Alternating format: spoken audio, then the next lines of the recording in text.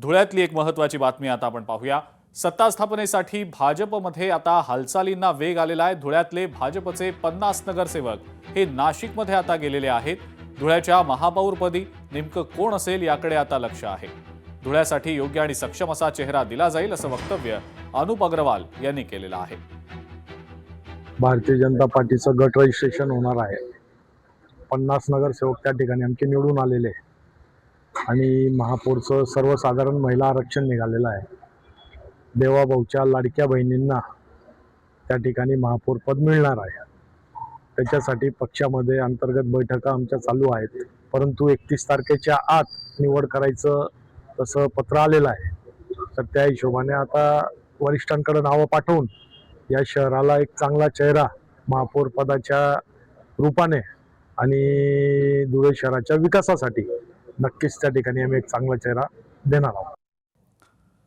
पुढची बातमी अकोल्यातली आहे। अकोला महानगरपालिकेमध्ये नेमका कोणाची सत्ता स्थापन होणार याबद्दल अजूनही संभ्रम आहे आणि महायुतीचाच सत्ता इथे येणार असं वक्तव्य आता आमदार अबोल मिटकरी यांनी केलेलं आहे।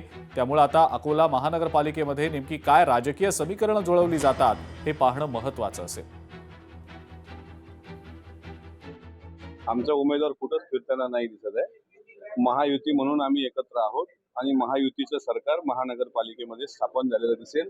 कितीही डिनर डिप्लोमसी होऊ द्या, कितीही कोणी दावे प्रतिदावे करू द्या, कितीही आमच्या विरोधी पक्षांनी अकांड तांडव करू द्या, मात्र अकोला महानगरपालिकेमध्ये महायुतीची सत्ता स्थापन होईल आणि आमच्या पक्षाचे जे एक नगरसेवक आहेत ते आमच्यासोबत कायम आहेत।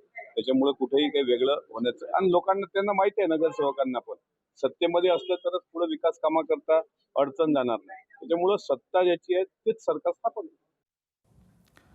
पुढची एक महत्त्वाची बातमी, महाराष्ट्र सदन घोटाळ्यामध्ये छगन भुजबळ यांना एक मोठा दिलासा मिळालेला आहे। एसीबी नंतर आता ईडीच्या केसमध्ये सुद्धा भुजबळांची निर्दोष मुक्तता झालेली आहे। निर्दोष मुक्तता व्हावी या संदर्भातला अर्ज भुजबळांकडून कोर्टात करण्यात आलेला होता आणि हा अर्ज आता कोर्टानं मंजूर केलेला आहे। अरे काय त्याच्यात विशेष आहे? शिक्षा झाली असती तर आश्चर्य वाटलं असतं। एक लक्षात घ्या, कुणी असेल, प्रताप सरनाईक असतील, यामिनी जाधव असतील, रवींद्र वायकर असतील, बडगुजर असतील, यापैकी कुणालाही जर शिक्षा लागली तर आश्चर्याने प्रश्न निर्माण होऊ शकतो। हे सगळ्यांनी निर्दोष सुटणं बड्या लाजमी आहे। अरे भाजपमध्ये जाण्याचा उद्देशच दुसरा काय असू शकतो बरं? त्यामुळे जे होतंय ते फार अगदी भाजपाच्या परंपरेला अनुसरून होत आहे।